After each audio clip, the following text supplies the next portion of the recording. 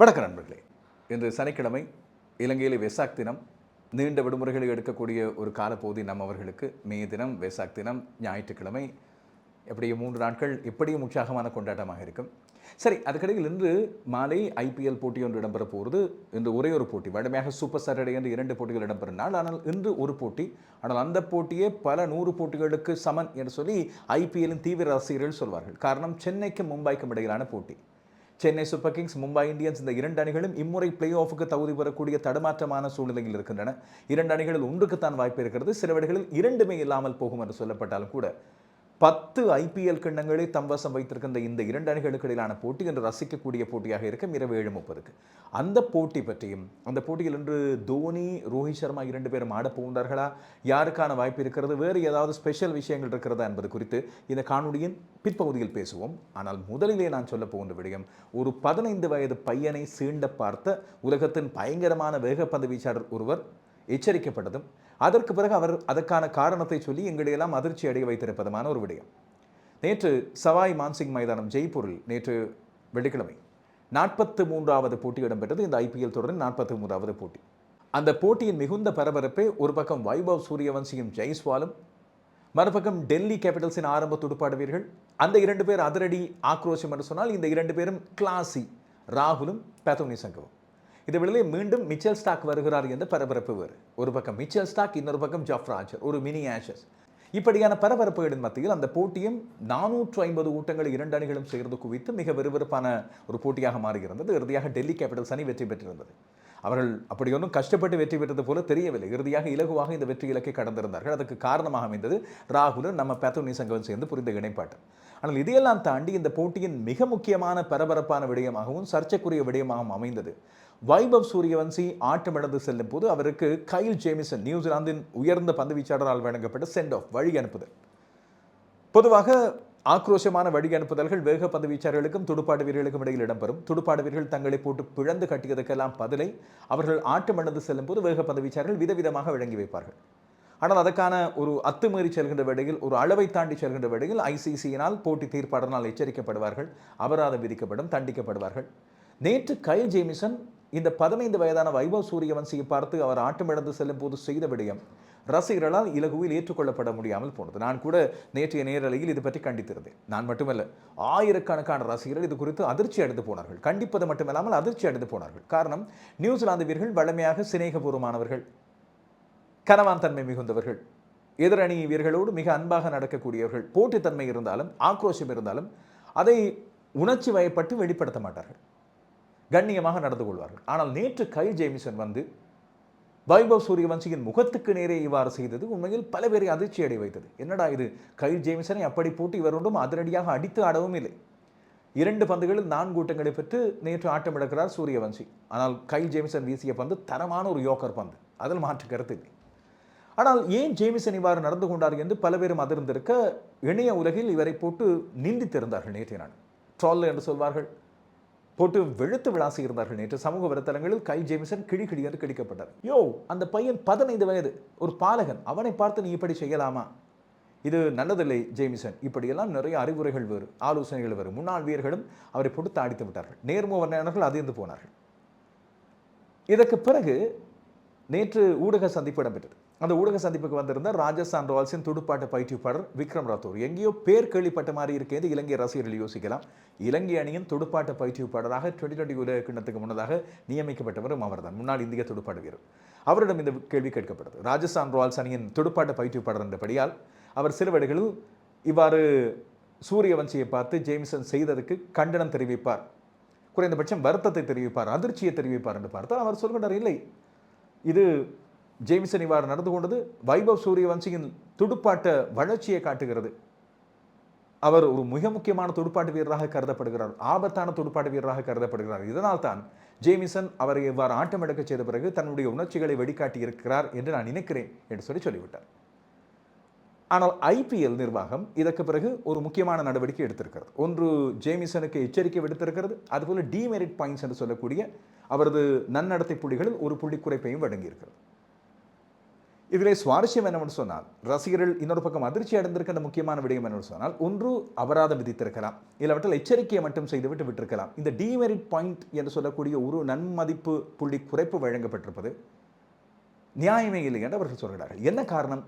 Ryan பராக் dressing ரூமுக்குள்ளே whipping என்று சொல்லக்கூடிய மின் சிகரெட்டை புகைத்ததுக்கும் இந்த ஒரு நன்மதிப்பு புள்ளி தான் குறைக்கப்பட்டிருக்கிறது.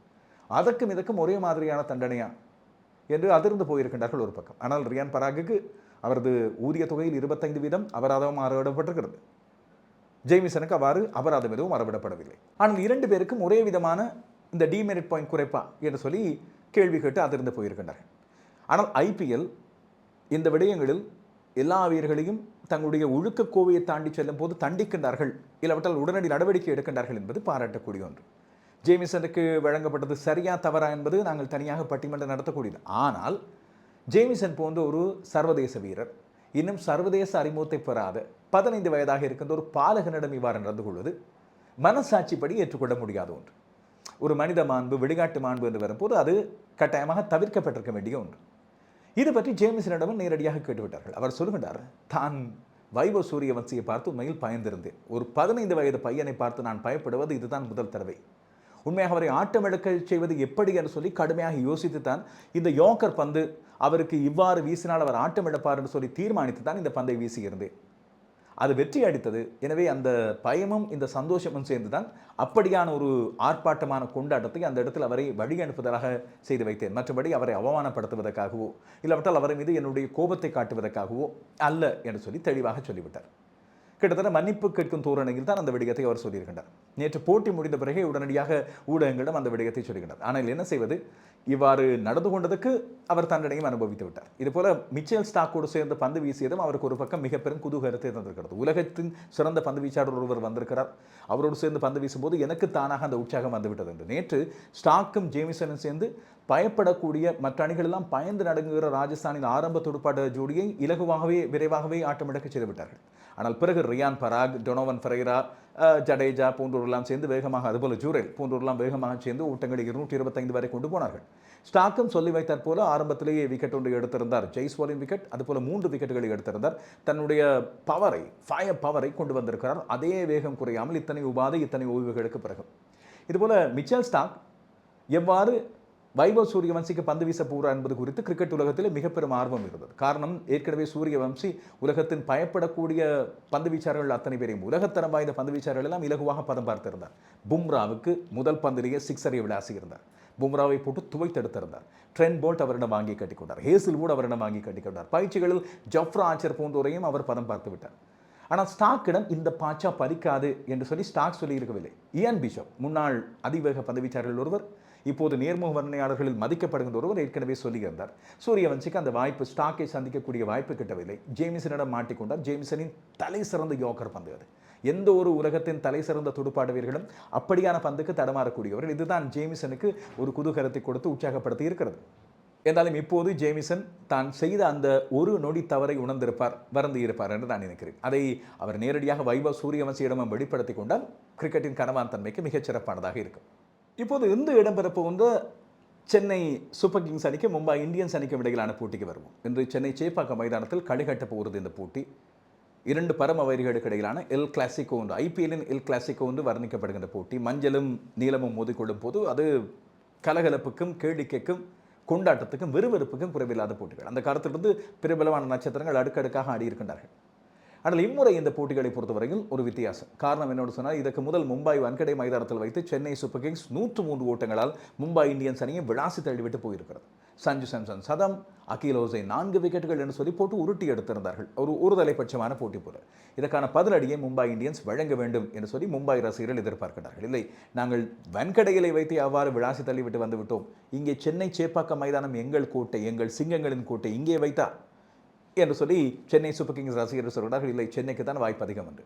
இந்த 2 அணிகளுக்கு இடையில் இதுவரை 40 போட்டிகள் ஐபிஎல்லில் இடம்பெற்றுகின்றன. இதில் 21 போட்டிகளில் மும்பை இந்தியன்ஸ் வெற்றி, 19 போட்டிகளில் சென்னை வெற்றி. ஆனால் இம்முறை மும்பை இந்தியன்ஸ் இந்த ரூம் ஆஃப் அல்ஃபான்னு சொல்லி மும்பை இந்தியன்ஸை சொல்கிறார்கள். எல்லோரும் ஆண் சிங்கங்கள் போல. அங்கே இருக்கின்ற உலகத்தின் தலை சிறந்த வீரர்கள் பல பேர் அந்த மும்பை இந்தியன்ஸ் அணியிலே இருக்கிறார்கள். முன்னாள் தலைவர்கள், இந்நாள் தலைவர்கள். ஆனால் அவர்களுக்கு தலைமை தாங்கினார் ஹர்திக் பாண்டியா. ஹர்திக் பாண்டியா குஜராத் டைட்டன்ஸ் அணிக்கு தலைமை தாங்கிய வேளையில் அவர் வேறு லெவலில் இருந்தார். மும்பை இந்தியன்ஸுக்கு அதே ஆதிக்கத்தை அவரால் கொண்டு வர முடியவில்லை, தோல்விகள் தான் அதிகம். அப்படி இருக்கின்ற போதிலும் இந்திய அணியின் முன்னாள் தலைவர் ரோஹித் சர்மா, இந்திய அணியின் தற்போதைய டுவெண்டி உலகக்கிண வெற்றி தலைவரான சூரியகுமார் யாதவ், அதவிர இந்திய அணியின் எதிர்கால தலைவர்கள் ஒருவராக வர்ணிக்கப்படுகின்ற திலக் வர்மா, தென்னாப்பிரிக்க அணிக்கு முன்பு தலைமை தாங்கிய குவிண்டன் டி காக் என்று அடுக்கடுக்காக நட்சத்திரங்கள், மிச்சல் சாண்டர் வேறு இருந்தார், அவரும் முன்னாள் நியூசிலாந்தின் தலைவர், இப்போது உபாதை இழந்திருக்கிறார். எனவே மும்பை இந்தியன்ஸின் முன்னாள் வீரராக மாறிவிட்டார். ஒரு மாதமாவது அவர் ஓய்வெடுக்க வேண்டும் என்று சொல்லப்படுகிறது. அவருக்கு பதிலாக உள்ளே வந்திருக்கின்ற கேஷவ் மகாராஜும் தென்னாப்பிரிக்க அணிக்கு தலைமை தாங்கியவர். பும்ரா இந்திய அணிக்கு மட்டுப்படுத்தப்பட்ட போட்டிகளில் தலைமை தாங்கியிருக்கிறார். எனவே இப்படிப்பட்ட அணி ஒன்றை தலைமை தாங்கும் போது ஹர்திக் பாண்டியாவுக்கு நிறைய மன அழுத்தங்கள் இருக்கின்றன. எனவே அவர் அதையெல்லாம் தாண்டி வெற்றியின் பாதைக்கு மும்பை இந்தியன்ஸை அழைத்து செல்ல ஒரு மிராக்கிள், ஒரு அதிசயம் நடக்க வேண்டும் என்று ஒரு பக்கம் எதிர்பார்க்கின்றார்கள். சென்னை சூப்பர் கிங்ஸ் அணியிலும் எக்கச்சக்கமான சிக்கல்கள். இன்னும் ருத்துராஜ் கைக்வாட் முழுமையான ஃபார்முக்கு வரவில்லை, அவருடைய தலைமைத்துவம் சிறப்பான முறையில் வெளிப்படுத்தப்படவில்லை.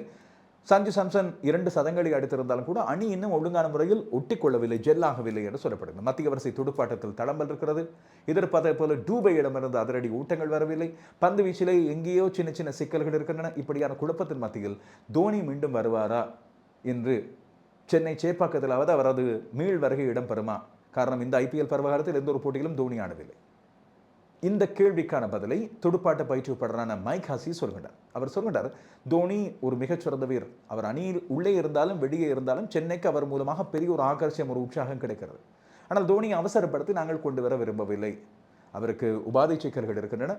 அவர் ஓட்டங்களை பெறுவதில் சிரமப்படுகின்றார். இல்லை, அடிக்கிறார், பந்துகளை அடிக்கிறார், விக்கெட் காப்பிலும் ஈடுபடுகிறார். கெண்டைக்கால் தசைப்பிடிப்பு காரணமாக அவதிப்படுகின்ற மகேந்திர சிங் தோனி வெகு விரைவில் குணமடைந்து விடுவார். அவரது விக்கெட் காப்பிலும் துடுப்பாட்டத்திலும் எங்களுக்கு முழுமையான நம்பிக்கை இருக்கிறது. ஆனால் போட்டியின் மிக முக்கியமான கட்டமான இறுதிக் கட்டத்தில் வந்து அவர் வேகமாக ஓட்டங்களை எடுக்க முயல்கின்ற வேளையில் அவரது ஹிட்டிங் பவர் மீது எங்களுக்கு நம்பிக்கை இருக்கிறது. ஆனால் 1-2 ஓட்டங்களை வேகமாக எடுக்கும் போதும் அவரது உடற்தகுதி அப்படியே இருக்க வேண்டும். அதை பராமரிப்பதில் தான் நாங்கள் கூடுதலான கவனம் செலுத்துகிறோம். எனவே தோனி ஓய்வு எடுத்துக்கொண்டு தனக்கு முழுமையான உடற்தகுதி வந்த பிறகு அணியோடு வந்து சேர்ந்து அணியில் இடம்பெறுவார் என்று சொல்லி ஹசி சொல்கிறார். பயிற்சிகளின் போதும் வீரர்களது அணி கலந்துரையாடல்களின் போதும் தோனி ஈடுபடுகிறார். ஆனால் போட்டிக்கு மைதானத்துக்கு வரும்போது அணியின் கவனம், ரசிகர்களின் கவனம் சிதறவிடாமல் இருப்பதற்காகவே அவர் போட்டிகள் நடக்கின்ற மைதானத்துக்கு வருவதில்லை. ஆனால் அவரது வேறெங்கு இருந்து வீட்டிலிருந்தோ இல்லாவற்றில் அவர் தங்குமிடத்திலிருந்தோ போட்டியை அவதானித்துக் கொண்டிருக்கிறார். எனவே அவர் விரைவில் முழு பூரண சுகத்தோடு அணியிலே இடம் பெறுவார் என்றுதான் மைக் ஹசி சொல்கின்ற விடயம். இதை பலவிதமாக மொழிபெயர்க்கிறார்கள். ஒன்று, தோனி இந்த பருவகாலத்தில் ஆடவே மாட்டார் என்று. இல்லாவிட்டால் தோனியை ஏதாவது சிக்கல் ஏற்பட்டு சென்னை சூப்பர் கிங்ஸ் பிளே ஆஃபுக்கு தகுதி வர முடியாத சூழ்நிலை வரும்போது மட்டும் அவரை களமிறக்க காத்திருப்பதாகவும், இல்லாவிட்டால் தோனி ஆடுகிறார் என்ற நம்பிக்கையை ரசிகர்களுக்கு ஏற்படுத்தி சென்னை சூப்பர் கிங்ஸை தொடர்கின்ற ரசிகர்களுக்கு ஏமாற்றம் வராமல் அவர்களை தக்க வைப்பதற்கான முயற்சி என்று சொல்கிறார்கள். ரோஹித் சர்மாவுக்கும் இதே போன்ற ஒரு உபாதை, தசைப்பிடிப்பு. அவர் கடந்த ஒரு சில போட்டிகளில் ஆடியிருக்கவில்லை. இன்று அவர் ஆடமாட்டார் என்பதுதான் கிட்டத்தட்ட உறுதியான ஒரு தகவல். எனவே கடந்த போட்டியில் அதிரடியாக தங்களுடைய ஆரம்ப துடுப்பாட்டத்தில் மிகச் சிறப்பான முறையில் இணைப்பாட்டம் நிகழ்த்தி காட்டிய ராயன் ரிக்கில்டன், வில் ஜாக்ஸ் ஆகியோர் இன்றும் தொடர்வார்கள் என்று கருதப்படுகிறது. இதேவேளையில் சென்னை சூப்பர் கிங்ஸில் இன்று நான் நேற்று இரவு நேரலையில் சொன்னது போல ராமகிருஷ்ணா கோஷை எதிர்பாருங்கள். ஒரு சகடுதுறை வீரராக, வேகப்பந்து வீசுகின்ற சகடுதுறை வீரராக சென்னை சூப்பர் கிங்ஸ் அணிக்காக இன்று அவர் தன்னுடைய அறிமுகத்தை மேற்கொள்ளக்கூடும். இப்போது நீங்கள் சொல்லுங்கள், சென்னை சூப்பர் கிங்ஸுக்கும் மும்பை இந்தியன்ஸுக்கும் இடையிலான இன்றைய 41வது போட்டியில் எந்த அணி வெல்ல போகிறது? மும்பையின் 22வது வெற்றியா, இல்லாவிட்டால் சென்னையின் 20வது வெற்றியா?